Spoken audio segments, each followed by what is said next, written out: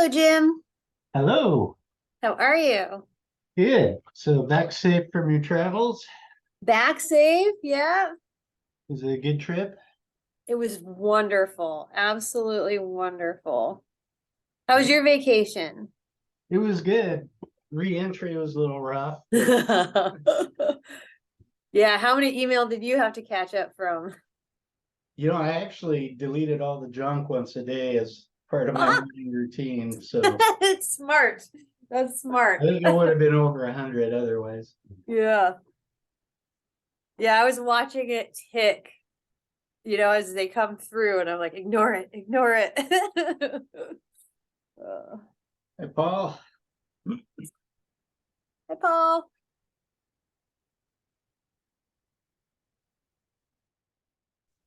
Hi, everybody. Hello. Travis. Hi, Travis. Hi, Travis. Hi. So Yeah. you're going to be the star of the show this hour. Say what? You're going to be the star of the show this hour between board report and your presentation. Yeah, no, I suspect that to be the case, and I'm not going to say I'm super ready to go, but I'm ready to go enough. So Well, we got a few minutes yet. yeah, almost there. The appreciate the flexibility with kind of like all on Zoom versus the in-person. Our permit writers are participating in the NCAC conference, and so they're all hanging out, watching it virtually in that room together. So we are here. Maybe I should have joined them. I was tempted to do that, or do NCAC meetings, and then decided it wasn't quite worth it. I can relate to that. I've been to a couple conferences now since, because when I first started, they were like, we're going to send you to conferences everywhere, Travis. And I was like, oh, okay. And then the pandemic happened. And then so we're like, okay, none of that's taking place anymore. And this year was the first year I kind of went to one. And I participated virtually on those during the pandemic, and they were kind of but when I went in person, I was like, oh, these actually can kind of be valuable in the content that's being discussed for one, but then also just like meeting people and talking to people, and having informal conversations about their headaches and comparing them to our headaches, and all of those things. Yeah. Well, NCAC tends to be very technical and over my head. Yeah, there's a PNWIS, the Pacific Northwest of the Air Waste Management is something or another. I forget what their acronym is, but that's going on in October. We'll have some folks going up there, and I'll be going up as well, giving a presentation actually on all of the stuff we're doing in Oak Ridge.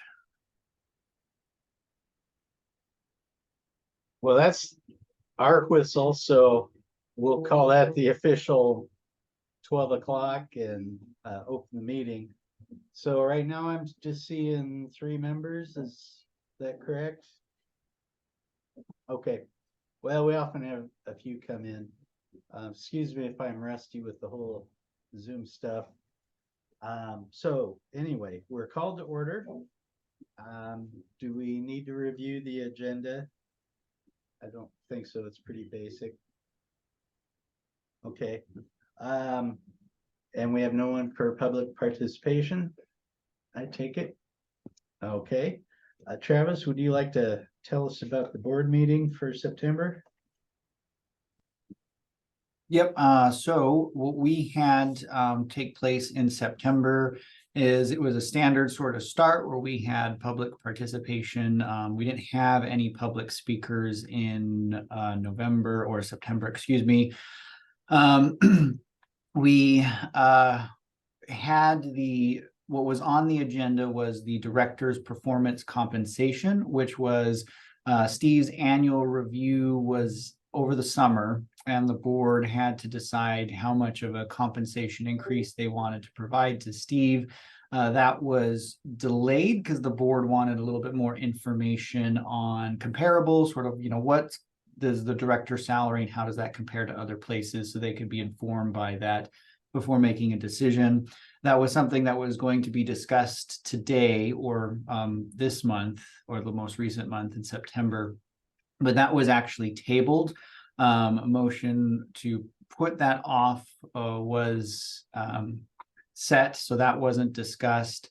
We were then going to have a presentation by Rivers to Ridges on prescribed burning, which they've been kind of active over the last few weeks, but that particular Thursday turned out to be a prime burning day for a prescribed burn. So Rivers to Ridges did say we were going to come to participate, but instead we'd rather get this prescribed burn done. So I stood in and just talked about El Rapa's relationship with Rivers to Ridges and how we issue the permit so they can do their not outdoor burning, but they could do the prescribed burning. Talked about the benefits of the ecological burning and how El Rapa's oversight of it is on the air side of things. So our authority in terms of saying you can do the burn or you cannot do the burn comes from an air quality perspective. So we're interested in where the smoke is going to go, how much smoke is going to be created, and who potentially could be affected by that smoke. And then the fire component or the fire safety side of those prescribed burn, that is to the local fire district to provide permission. So talked about that with the board. Then we went into a review of the Citizen Advisory Committee where we mentioned or described that there was some review of our outdoor burning rules that we want to change, particularly with Lowell changing their ordinance to allow more outdoor burning during the winter.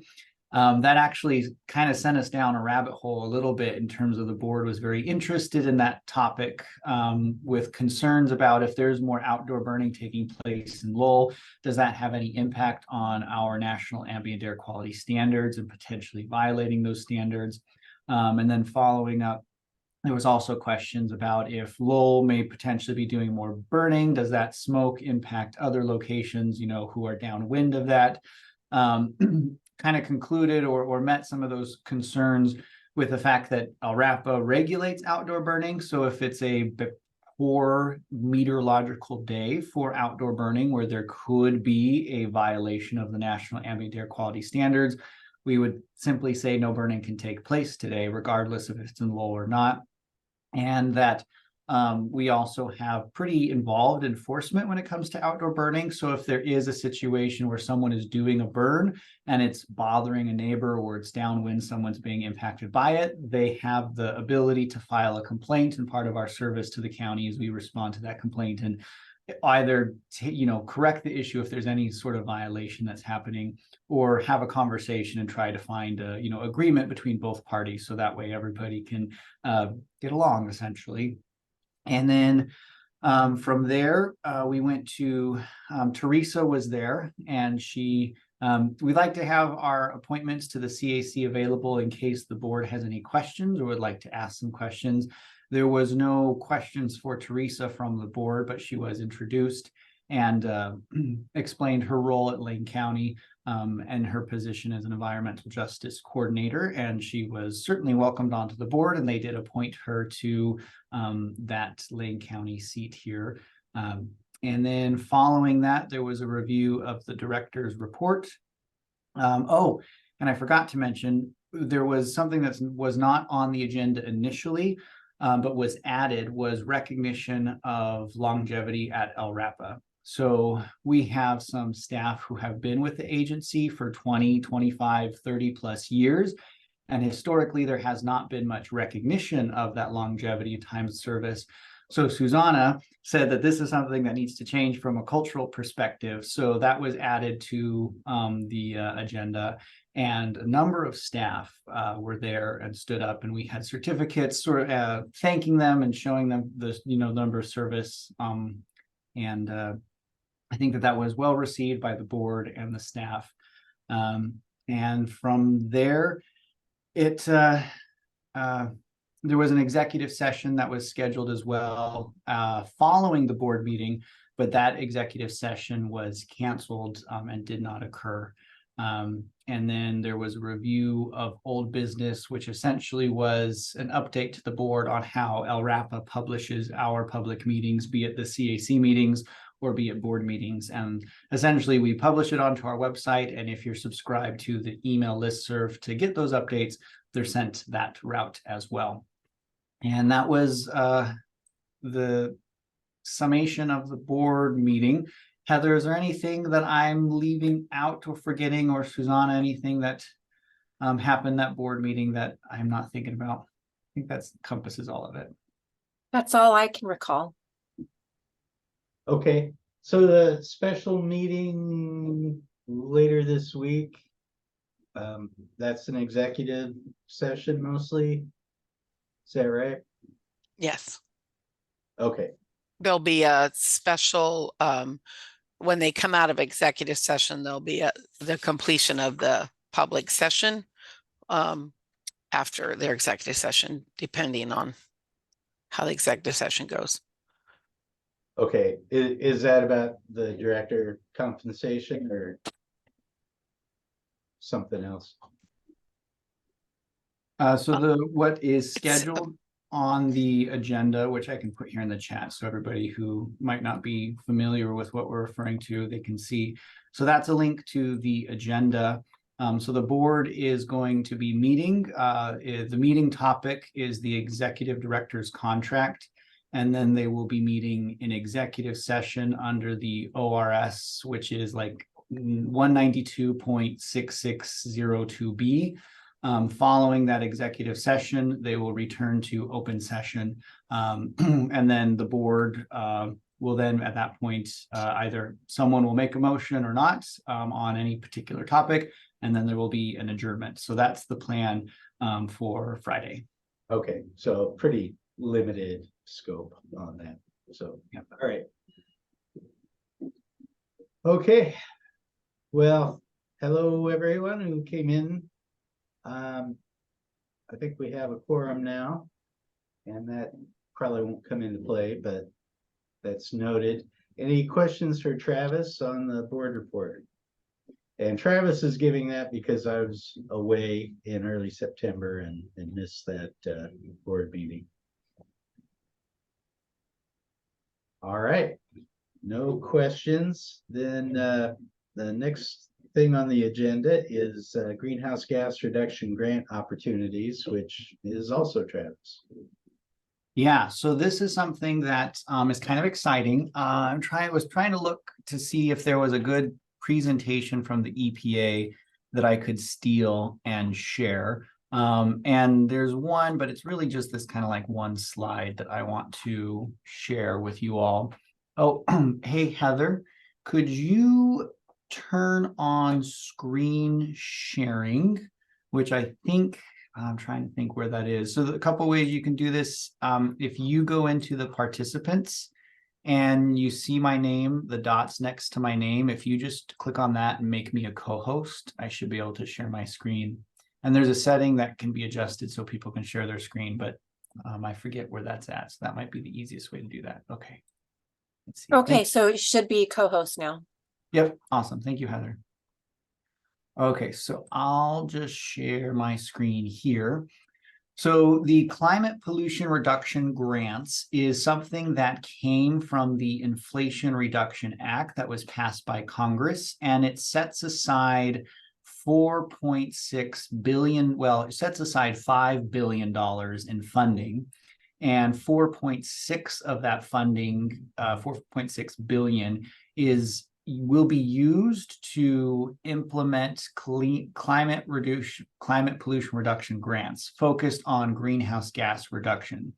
And the approach here that the EPA is interested in is they want to see some widespread, I guess you could call them infrastructure updates across the country that really target limiting or reducing greenhouse gases, because climate change is something that is driven by greenhouse gases, and so taking an approach to limit those is helpful.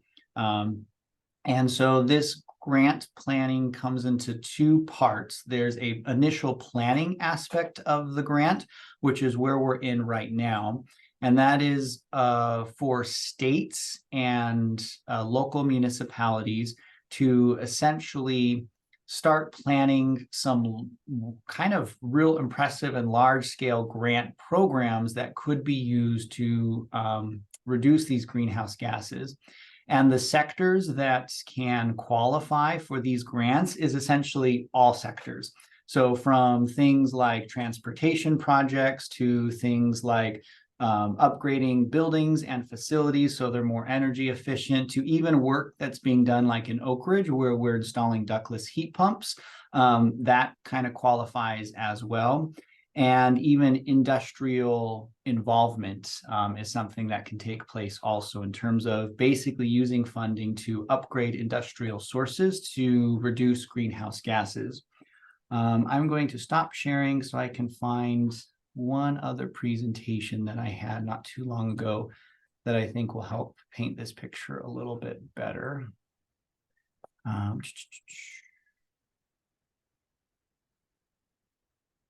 think this is here. So the presentation that I want to share with you all is one that I gave not too long ago to a group called the Residential Wood Stove Working Group, RWS Work Group. And that is a group that's focused on greenhouse gas reduction efforts, or not greenhouse gas reduction efforts, on basically wood stove change out programs. So how it works is, so home heating upgrades is something that can qualify for this program or for this type of funding. And the reason why is because the interventions of weatherization, installing heat pumps for electric heat, as well as swapping out EPA certified wood stoves, all have pollution reduction efforts. Up in Oak Ridge, we're doing work to do that weatherization on home, to install ductless heat pumps, to swap out wood stoves with EPA certified ones. And the targeted pollutant up in Oak Ridge is on particulate matter. But there are co-pollutant benefits, which are, in this case, greenhouse gases. So because of the greenhouse gas benefits of the work in Oak Ridge, this type of program is something that could qualify for funding under this grant block. And so I was sharing this information with a work group focused on removing or doing some of those interventions on the wood stove.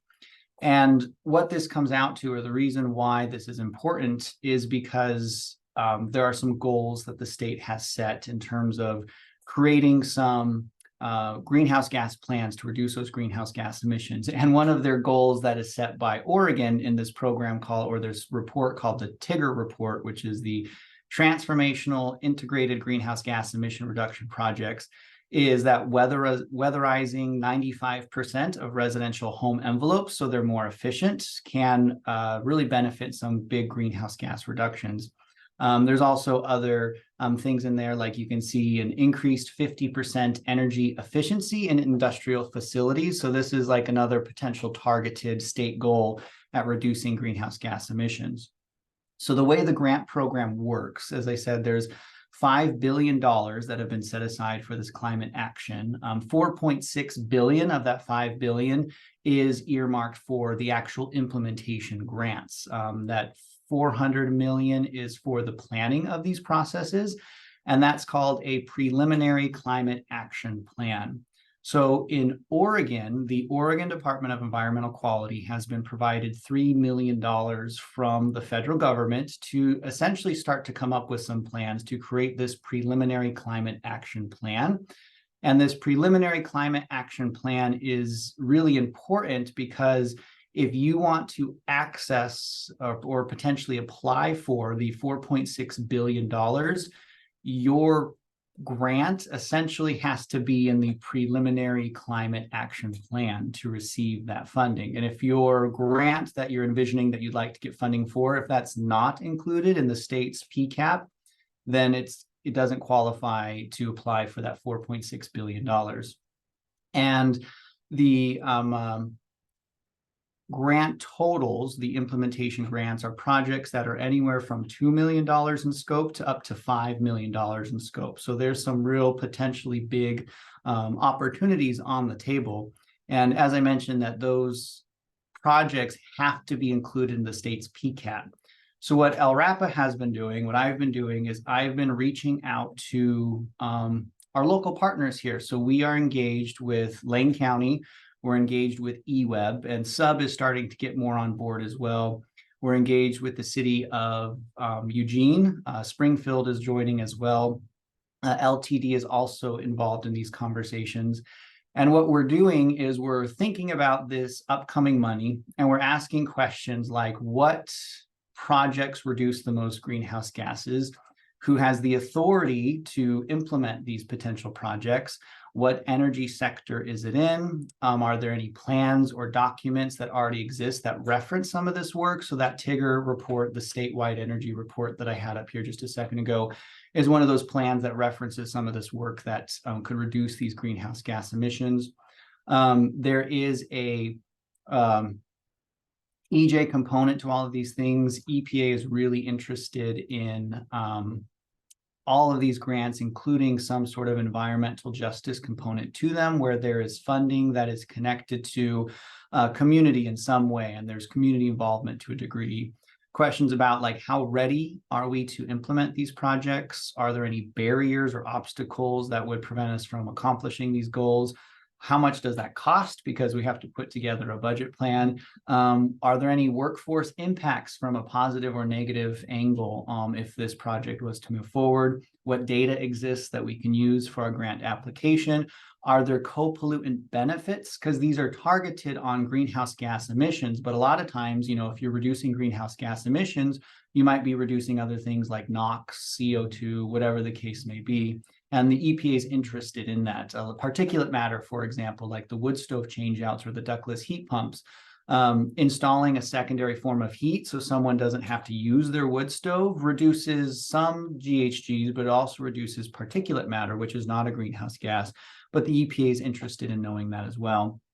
And all of this is what we're looking at, or what I'm looking at, is where does LRAPA's work already align on some of these things? And so that's with residential building efficiency and heat pump installations. Those are things that are already taking place up in Oak Ridge that we are working on.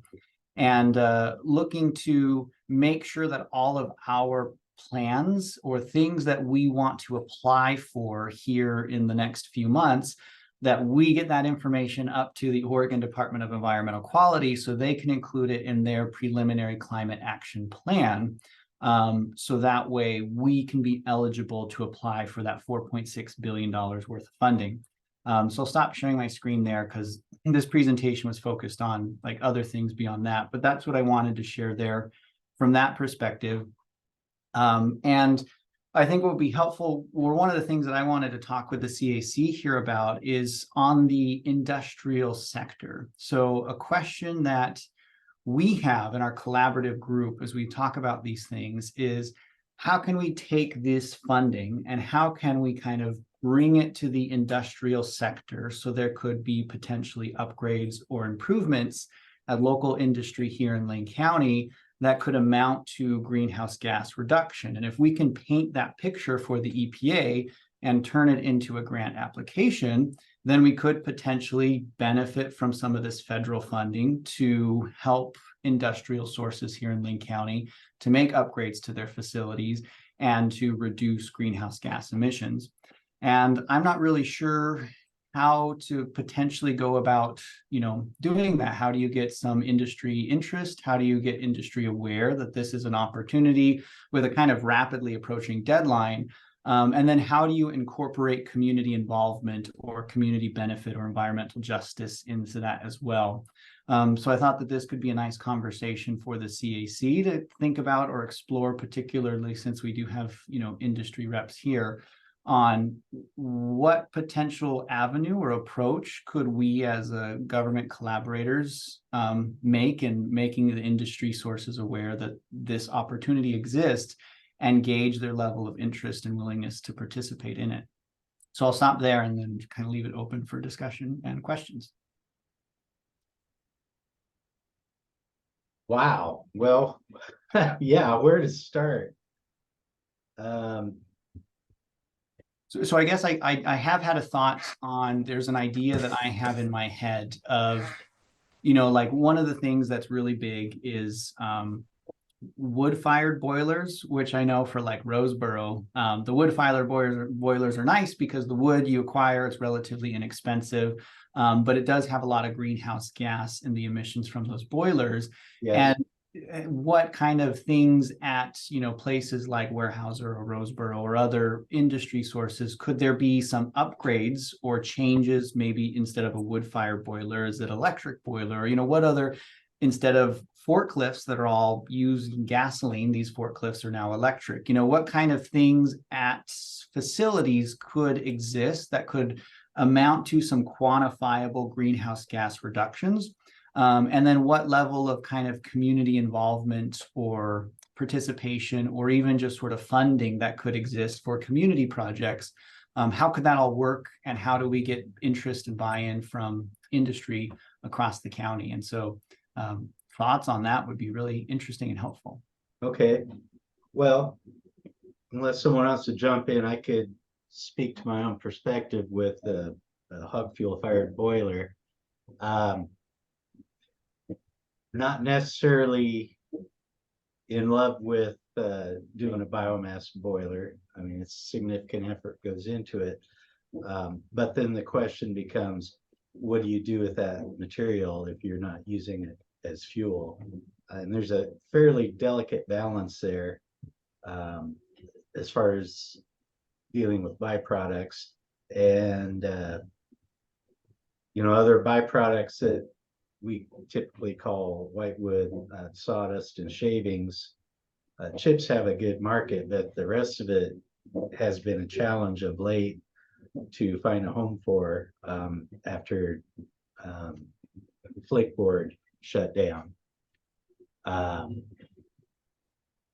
lot of mills in more remote areas for that kind of material, and possibly bark if they're not running a boiler, put it into a wood waste landfill that's separately permitted with DEQ, rather than trying to ship that material to somewhere that can use it. But even right now, we're giving away some shavings as animal bedding or other things like that.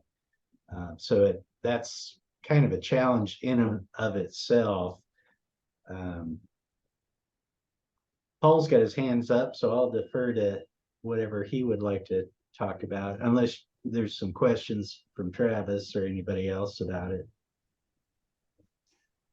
So a question I have, or something that I took note of, I mean, we're the CAC for LRAP, Lane Regional Authority. And it strikes me that based on the history in the last few years, one wildfire produces greenhouse gas emissions which just overwhelm everything else. So, why are we messing around with side issues that are minor when there's an overwhelming issue that could possibly be addressed? Yeah, I think that's a really valid and fair question, Paul, because it is true that you have a lot of emissions from fuel, wood fuel, biomass burning in the forest. And that's a complicated answer in the sense that there's a lot of land use sort of rights. And like if it's a Willamette National Forest, then LRAPA's availability or authority over, that doesn't necessarily exist. Our angle is kind of on stationary source regulation. But to that degree, under this grant funding, if a project existed that was like fuel reduction and you could quantify that as this kind of fuel reduction and this work in the forest could amount to greenhouse gas reductions if a fire was ever to move through this area, that could be eligible to this type of funding. I think from our LRAPA's perspective and our collaborative perspective is our authority is not in that space. And one of the things that is required under these grants is you have to demonstrate that you have authority to kind of implement those projects or those programs. So the U.S. Forest Service, as an example, is eligible to to benefit from some of these grant opportunities as well. So that exists for those opportunities, but it is definitely true that those things, wildfires create a lot of greenhouse gas emissions. And so it's finding, where in our lane can we make some progress here and get some applications together. And then it's up to the EPA to really kind of decide how they want to use that funding. And then I did see a question in the chat from Teresa, which I'll answer real quick. She asked, is the thought that industries in Lane County would apply on their own, or that there would be one application with multiple industry partners? And does the state report need to include the specific projects like X industry will replace their boiler versus industries in general will replace boilers? So to answer that, it's not that individual industry would be applying for these grants. It would be something like, for example, a grant idea I have in my head is LRAPA says we want to provide some funding to industry sources to do upgrades at their facilities that amount to greenhouse gas reductions. And that's going to cost this much money. We don't necessarily know which industry sources that's going to be. If we do in these initial early stages, have some conversations with specific industry sources and they say, this sounds like a good idea, I'm on board if this funding lands, then maybe they can write a letter of support that says, hey, we're interested in this program. We would be interested in engaging to benefit from that. But then there's like a number of applications that each region can apply for. Like you kind of can only put in so many applications. So it would be like in a regional approach where LRAPA says we have this much money to engage with sources. And then just throwing numbers out there, let's say we have, a business in Lane County gets $1 million to do some upgrades or $2 million to get some upgrades at their facility. Then I could see the community involvement or the community angle of that question being, here's $1 million to this source to do some upgrades. And then once those upgrades begin, or when the construction on those upgrades or changes start, then the source has to provide a certain amount of that funding, like 50% per se, that goes towards regional projects that the community has developed, some environmental improvement projects, which could be things like, this park, we want to upgrade this park. So it goes into a pool that could be used for community-led projects across Lane County. So that's kind of like one grant idea I have is, would be the conversation from the government to the industry would be, if you have upgrades in mind that reduce greenhouse gas emissions, this funding could potentially kind of pay for half of it in a way that, or here's this amount of money we could contribute towards your project. And then you turn around and contribute a little bit back that goes towards community projects. So that's kind of one grant idea that could exist there. One of the things you mentioned is that there's an environmental justice component. And as Jim mentioned, if the wood waste isn't burned in the boiler, and I think you said, Jim, particularly in smaller operations that are more remote, many times the wood waste is just landfilled. Well, of course, that deteriorates and gives off gases, particularly methane, a well-known greenhouse gas. So in a way, I'm wondering, do these grant applications look at the long-term environmental justice aspects? It wouldn't seem to me to be right to fund a project which has the net result of creating a landfill, which is a greenhouse gas emission for decades and decades to come. Sure. Yeah, that's fair. And I would say that where we are at in this planning, there's not a specific project in mind where those considerations are being thought about. But when you get to the grant writing part of the process, that's where you think about those things. And part of that is, from our perspective as, LRAPA and government collaborators, we don't necessarily know what some of those strategic planning things that sources are thinking about and what are their, future roads that they're looking at or changes that they want to make that could have some greenhouse gas benefits. I imagine that there are a lot of corporate goals, or some corporations have corporate goals in terms of climate goals, greenhouse gas reduction goals. And I think to that end, if there are things that make sense, this is an avenue that source could recognize as, hey, a way to potentially fund some of these projects that we as LRAPA or just the broader community don't have insight to because we don't exist within the organization.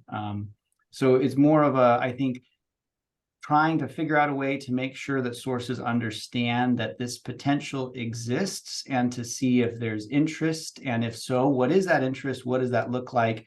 And kind of basically come to the table and start, having a conversation with us about it so we can potentially get together a grant application under this funding to benefit from that. But Peter, I see your hands up.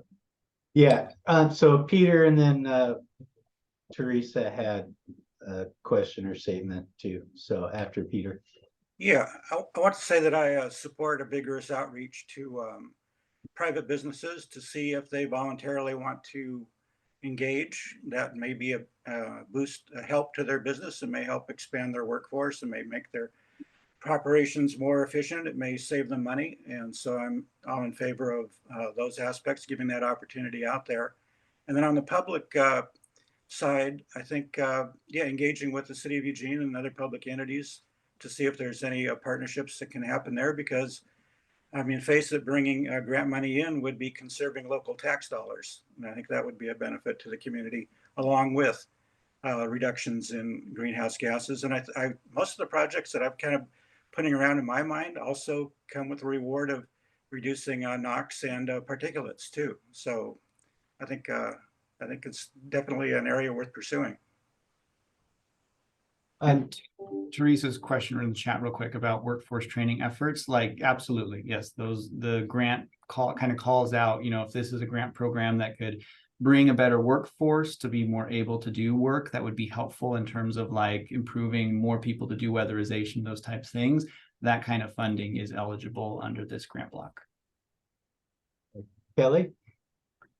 Yeah, so I guess I have a few things that come to mind immediately. Is one that, as an industry, you only really have most access to your own information. LRAPA actually and the staff have access to all of the different permits and actually know who the biggest contributors are. Also, because of their experience with different industries, they know a lot of the different type of equipment that has actual upgrade ability. We just replaced our burner not that long ago, and it made of course, newer technology, and it's improved. But that being said, of course, there's everything from like you talked about forklifts and that sort of thing. But I think bang for the buck, given that it's not individual permittees that would be applying, it would make the most sense to me that LRAPA staff would say, these are our biggest contributors that have the most potential for upgrades to have the biggest impact. Other than that, something that I've been doing a lot of research on that I think that we're not utilizing just across the board are smart signals. The amount of time that people sit at traffic lights. And so if there's any potential for comment on where there would be a huge bang for the buck, it would be in the transportation smart signals. Yeah, I actually, Kelly, brought that up in our grant when we were talking about So the way we've been going through it is we kind of, us as a collaborators, been going through each energy sector to say, okay, what projects exist here from a transportation side? And yes, I definitely said the smart meters is a way to save me from having to sit in traffic as long. And because of that, there will be less emissions from it. So I think that from that perspective, that's been recognized. And I think that would be a part of, us regionally saying, this is important to us, make sure it's captured or reflected some way in the state's preliminary climate action plan. So that way our transportation application can include those measures in it. So yes, I agree there. And then to your other point, Kelly, about how LRAPA kind of has a little bit of a peek at all the industry's deck of cards, we do. And what's been recognized for the biggest bang for the buck, so to speak, is in the wood sector, particularly the boilers. Have you guys taken into consideration what was brought up about the going into landfills though, and what that calculation would be? Because that's a good point. I didn't even think of that. Yeah, But it is true that decomposition would lead to methane. So there's some calculations that would need to be done, and transportation. Let's just, to get it to landfills. And okay. Yeah, that was a good point. I was interested in having a conversation with Jim about that because of that thing. And Jim raises a good point that I hadn't thought about or considered. It's like, okay, if you have this commodity or this energy source that's being burned to make energy, and you hypothetically just switched over to electricity, then you still have this commodity or this resource that something has to be done with. And that wasn't something that I had thought or crossed my mind. But yeah, so from the industry sector, it is kind of that wood part of it. And the boilers are what we recognize to be where the biggest bang for the buck, so to speak, could come from. Little follow-up on biomass boilers. A couple of options for using that byproduct could be a commercial composting facility, or possibly torrefaction. And it seems like there was somebody in Northern Oregon that was working on something with that. So torrefaction is when you heat a wood product like chips or sawdust or shavings to the point where it essentially turns into charcoal, and you take those flammable gases. I'm a little rusty on this, so don't quote me too much, but as I recall, that drives off some flammable gases that are burned relatively cleanly, and then you're left with a char that can be used for other things. Biochar, yeah, that's. Do you do steam generation?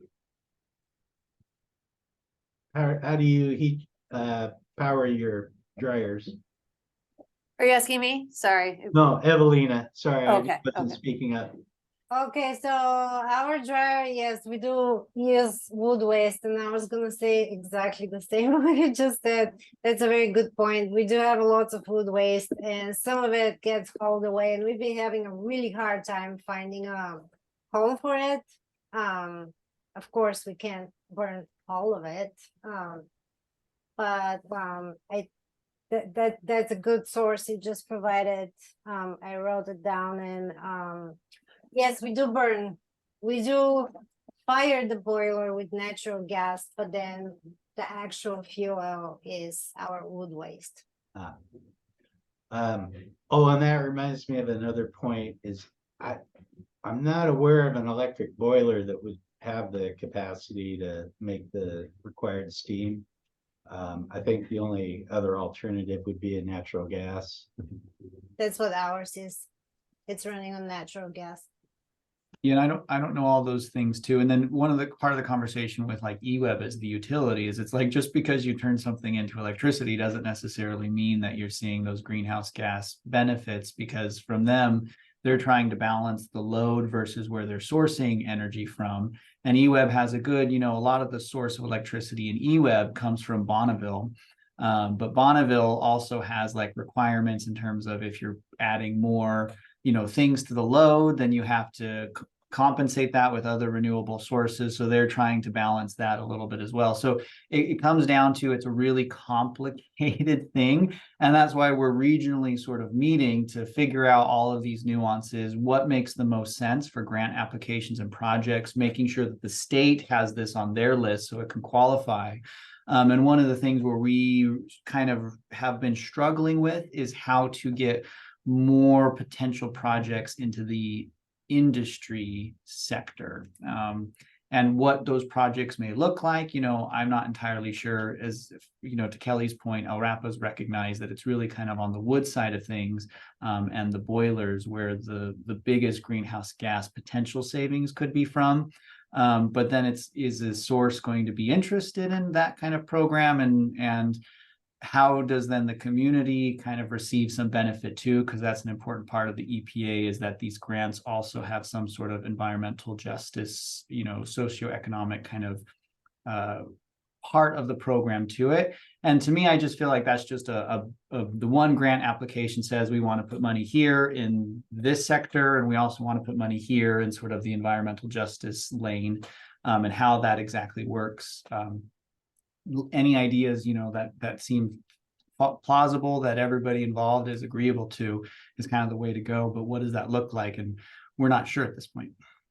Well, given this relatively short timeline, it seems like the perfect solution would be industry out there right now who's already considering a project, and to be able to take advantage of it that way. or scale it up. So it may be just a matter of getting the word out, and hopefully somebody's already thinking along those lines.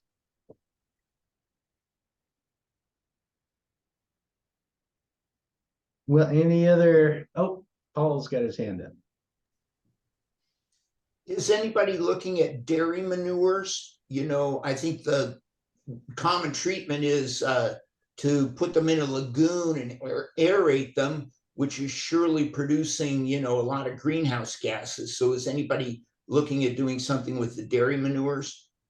That hasn't come up. We have not spent too much time on that industry topic just yet. We've gone through transportation and really, you know, kind of removing wildfires away from an industry or emissions perspective. Transportation is the largest sector. So there's been a lot of talk about industry, and then or not industry, transportation, and got some ideas kind of on paper there.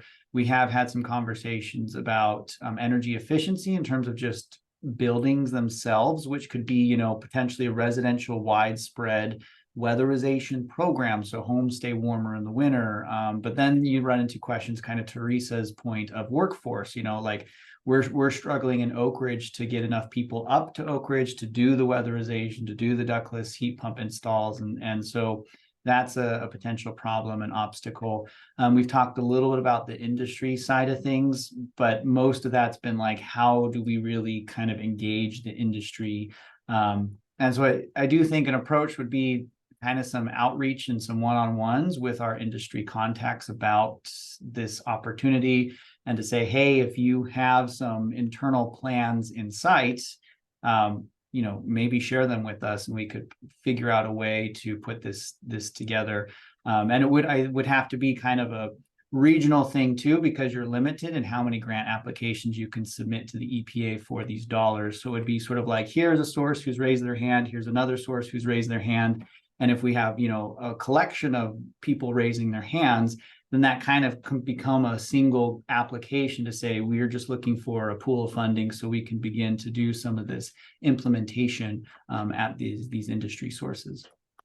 I'm not up to speed on the methane capture at Short Mountain that EPUD did years ago. I wonder, are they fully collecting what they could? And that is that Lane County is like, that's the biggest project on our plate right now.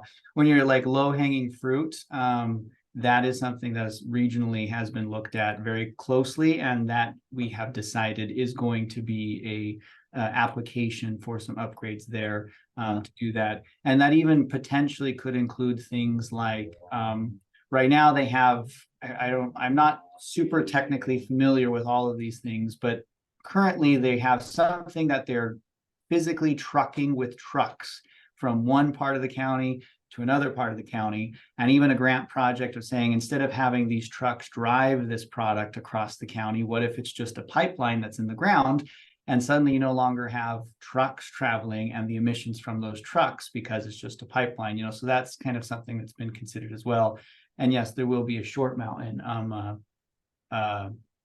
application that's pretty much a done deal at this point. It's just a matter of putting those pieces together. So that is a big project that has been identified. Okay. Well, any other thoughts at this point? Something to keep thinking about. Jim, you brought up about Short Mountain, and Travis, you mentioned the trucking. I believe what that is a tank truck, and when there's a certain amount of rain, there's water leaches out of the piles and it's collected, and then they truck it to the wastewater treatment plant. That sounds right. The leche, I think they call it. Leachate, yeah. Leachate, yeah. I think that's been an issue there. Yeah, I think you're right, Paul. I've heard that word before in these conversations. So, and I'll put in the chat too, just for everybody's interest. That is the EPA's website on this. So Kelly, Jim, and Evelina, if you want to look at that and kind of understand it a little bit better. The one thing that's tough on this is the timeline. And so the state's preliminary climate action plan is due basically in March. And then the actual grant implementation applications are due in April of next year. And then the awarding of this funds from the EPA is expected in October of next year. And I think the reason why the EPA is so aggressive in this timeline is because there's an election that happens in November of 2024. So I think the current administration is trying to beat that election in terms of their timing. Okay, Kelly. Just one last thought about this is, I don't know how efficiency as far as diesel and that goes of heavy equipment, but one of the things that might be, you remember the clunkers thing that was implemented a number of years back with like Cash for clunkers. Right, cash for clunkers. And I know there were some problems with that, but I'm wondering too, if you're doing such a broad brush idea, maybe it would be for industry that has equipment older than a certain age that could be retired type of thing. And then you would have to figure out a way to implement it so it's the oldest, right? So people just show the documentation so that there's at least better efficiency in equipment that's used, because almost all industries have some sort of, heavy equipment that's using those things. And I know that certain equipment is definitely more consumptive than others and some of the older stuff. So that's one idea that would be something that might work for everybody. That's actually a really good idea. So there is it's more on the transportation side of things, but there will likely be a application for fleet upgrades. And currently that's sort of like, Lane County has a fleet, the University of Oregon, which is also involved in these conversations, they have a fleet. El Rapa has like 4 cars. We have a fleet. But one of the things in this conversation was we know that there are some industry sources out there that have some pretty sizable fleets, LTD also kind of this conversation. How can we get them in the loop that hey, if you have a fleet and you're looking to upgrade some of your old fleet into something that's much more energy efficient? I like that idea, Kelly, of kind of drawing a line in the sand that says if it's older than this date, as an industry source, you could potentially qualify for this purse of money that we get under this grant program. And then these sources over time could become aware of this potential opportunity and say, oh, hey, I have some fleets older than this date that we're interested in replacing to something better. And then that could be a conversation. So that's a good idea. I'll write that down and bring it up to the group on how to best kind of create programs or systems that would allow for industry sector participation. Yeah, because even on that note, one thing that came up when I was doing some of the calculations about a year ago, having to take into consideration asphalt that's loaded into trucks and the emissions that comes off as they're driving, and having tarps and just that addition of tarps, that might be something, I don't know, just an idea. Okay. All right. Well, we got about 10 minutes for roundtable. So I'll just go around the screen I see here. Kelly, anything? Nope, nothing for me. Thank you. Okay. Peter, anything for roundtable?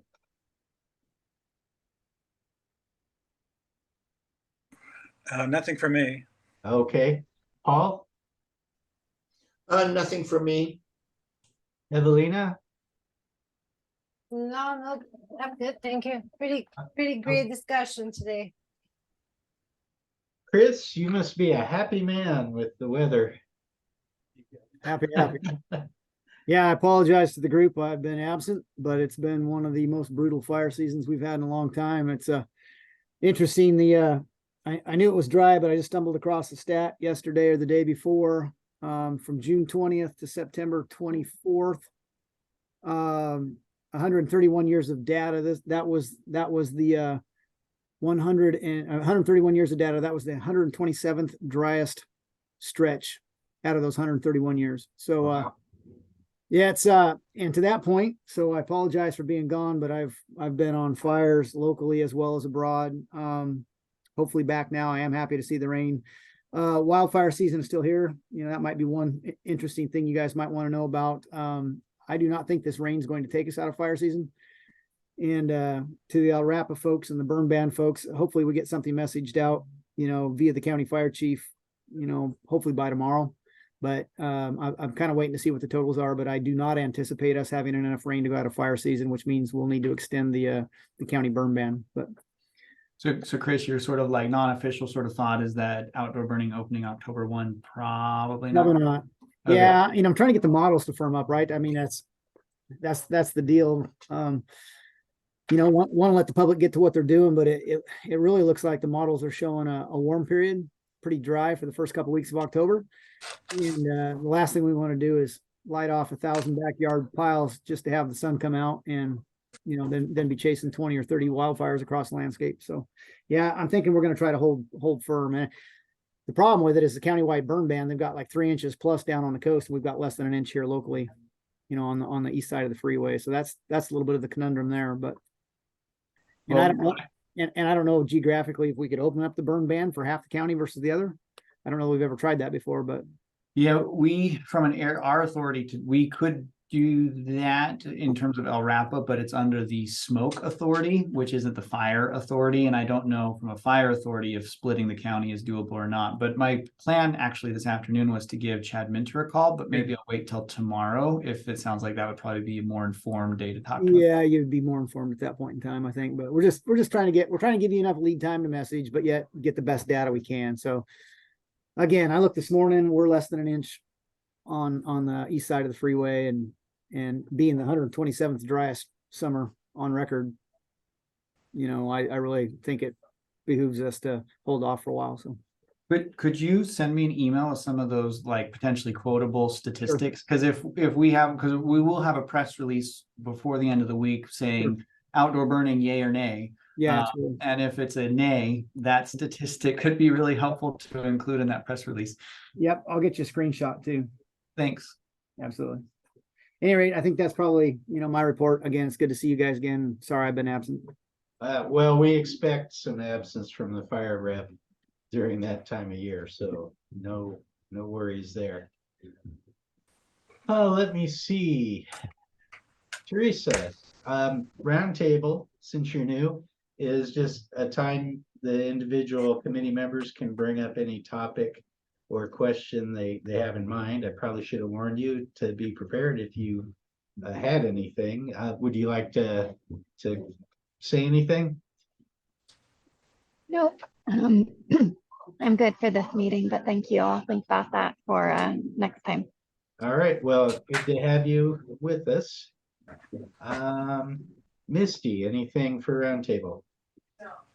No, it's just good to see you all. And yes, fascinating discussion. Thank you so much for all your hard work. Okay, I will mention we just had a committee membership application come in. The form was not the most completely filled out we've ever seen, so it's a little light on details. It's to me, so it's not your thing. But I guess we'll go ahead and reach out to him and see if he'll be available for an interview next meeting. Kelly? I take it that means that we have a vacancy, Jim? Yeah, there's kind of a range of membership. So he did specifically mention community planning, which Peter already fills, and we've doubled up on that before, but I was gonna suggest that we offer as public, what's that term? At large member of the public. And it's like 15 is our greatest, I believe, and the lowest is 9, I think, or 7 maybe. And what are we at now? Like We got 11 on here right now. 9. Did you have something, Kelly? Oh, I was just gonna suggest that if individually we could try to think of some questions for the interview, that would be helpful, especially with almost no information provided on the application. If we could have some questions ready, that would probably be good.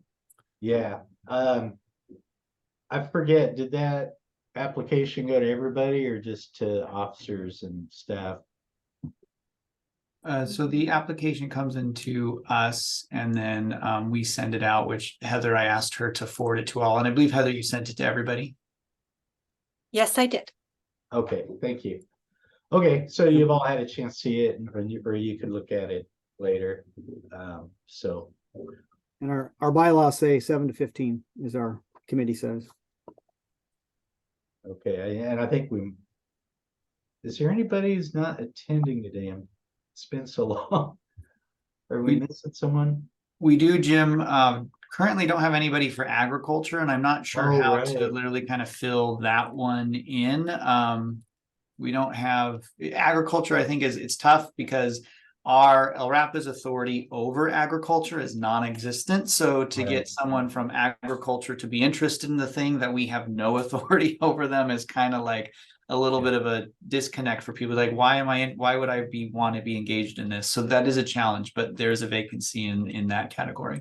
Yeah, thanks for reminding me of that. Yeah, and I did reach out to that farm group and did not get any response. Paul. You're muted, Paul. Okay, thank you. Related to that, I noticed on that application for a new membership which went around, he mentioned a couple issues about pollen. Am I correct that LRAPA really has no authority in that area other than the monitoring? Yeah, so even in monitoring, generally pollen is larger than PM10, which is the largest pollutant size that we monitor. Pollen is considered particulate matter to a degree in the sense that it is a particle that's in the air. But our monitoring is 10 micrograms or smaller, and most pollen is above that 10 micrograms. So in the United States, other countries, their air regulators do take consideration of pollen. But in the United States, that is not regulated, and the monitoring for it is considered a commercial thing. So in Eugene, the Northwest Allergy Associates does do that monitoring for pollen, but they do that on their own, and we have no connection to that. That is their independent role that they take up upon themselves to do. And there's no United States requirement that that level of monitoring takes place. Okay, thank you. Okay, well, with that, we'll be adjourned. Good to see y'all. Thanks all. Thank you much. Thank you, everybody. Bye, Bye. everybody. Bye.